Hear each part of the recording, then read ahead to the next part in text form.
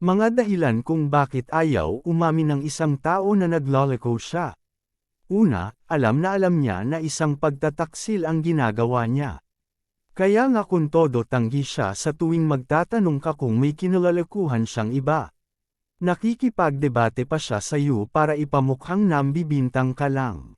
Na walang katotohanan ang mga sinasabi mo. Pangalawa, marami siyang hindi sinasabi sa iyo. Sa isang taong nagloloko karaniwan mo nang maririnig mula sa kanya ang mga katagang. Minsan lang naman yon, o kaya isang beses lang naman may nangyari sa amin at hanggang chat lang naman kami. Subalit ang hindi mo alam ang dami niyang hindi sinasabi sa iyo, higit pa sa inaakala mo. Pangatlo, ang cellphone niya ang magpapatunay ng lahat.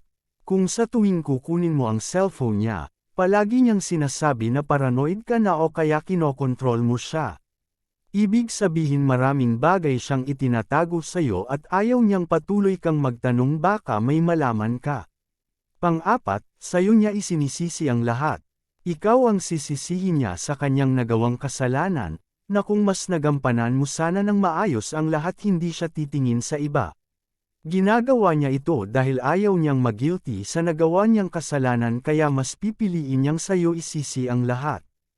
Panglima, kagustuhan niya ang nangyari. Hindi naman po pwedeng idahilan ng partner mo na hindi niya sinasadya ang nangyari at basta nangyari na lang yun ang hindi niya inaasahan. Wala namang ganon, lahat tayo alam natin ang ating mga ginagawa at may kakayahan din tayong mamili ng daan na ating tatahakin. Pang-anim, hindi siya mapagkakatiwalaan. Ang tiwala hindi lang naman basta nakukuha pag sinabi mong pagkatiwalaan mo ako. Kailangan mo iyong pagtrabahuan. Gumawa ka ng mga bagay na magtitiwala siya sa iyo, subalit ang partner na maraming isinisekreto ay hindi mapagkakatiwalaan.